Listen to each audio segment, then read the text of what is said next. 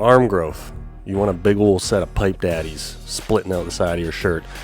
I'm going to break down 3 very simple yet effective techniques that have worked personally well for me to grow my arms. Arm development can be very stubborn, small little muscles. It's easy to get stuck in a plateau. These are things that have helped me to kind of bust through that plateau and continue to carve out extra growth. So let's get into it. The first one is to set up your workouts in a superset structure. So what does that look like? You're going to do your tricep exercise, and then you're going to rest the allotted amount of rest, which I'll get into later. You're going to do a rest period, and then you're going to do your biceps exercise, and you're going to do another rest period, and you're going to repeat that. And one cycle through of that I would call one round. And what this allows you to do is get an extended period of rest for each muscle. So when you're doing your tricep set, and then you rest, and then you do your biceps set, and then you rest again, the triceps were resting that whole time. Because your triceps aren't getting used while you're doing your biceps, right? They're opposing muscles, and vice versa. So this allows you to take advantage of an extended rest period without just sitting there doing absolutely nothing. So that's why I think supersetting, meaning alternating from one exercise to the next, going back and forth, is hands down the most effective way to structure your training program. Moving into the second point, which is kind of related, which is to use extended rest times. So this is based on my own personal experience. I've experimented with pretty much any type of arm workout you can think of. And over, more than a decade of doing this and assessing how my body responds, one of the main things that I found was that extended or longer rest times were always better. Shorter rest times can be useful to get a better pump. You feel more of a burn, maybe you feel like the workout's more intense, but consistently, I found this to not lead to as much growth. So I highly recommend you use an extended rest time. And now, what should that rest time be?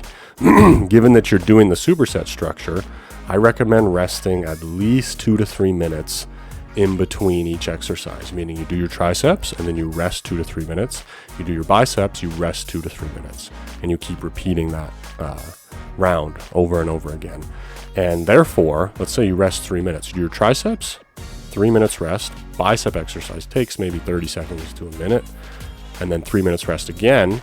So the triceps get 3 plus 3 plus whatever the bicep exercise took, which is, let's say, 7 minutes of rest. And I know that sounds extreme, but I found that to be way better to allow the muscle to fully recover. Okay, which is then going to move me into the third and final point for this video, which is to push your sets to absolute failure.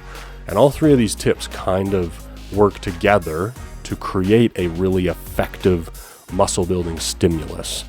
And so you're supersetting back and forth, you're resting for extended periods of time, the working muscle gets a long recovery, and then you pair that with pushing your set to absolute failure in the 10 to 15 rep range. That's what I would recommend, meaning that you do as many reps as you physically can while maintaining as clean a form as is possible.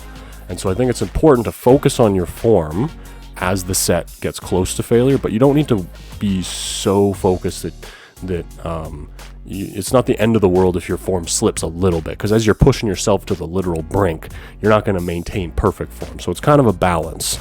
But personally, I've found pushing to the absolute extreme, to the limit, or to try to push beyond your limit, to be the most effective in terms of producing muscle growth. But the caveat to that is that it depends how the rest of your program is structured. And I think when you superset and rest for extended periods and train to absolute failure, that combination for me has helped me to carve out additional gains later, when I've already been many years into training, and when it seems like you've hit a plateau and you're stuck and this is the limit of what my arms can grow to. So I recommend applying those strategies to your training, and I hope you enjoyed the video. If you want more specific advice and structure, you can sign up for my arm course, where I kind of walk you through all the different lessons to give you the tools that you need to grow your arms. It's not just like, here's a PDF of a program.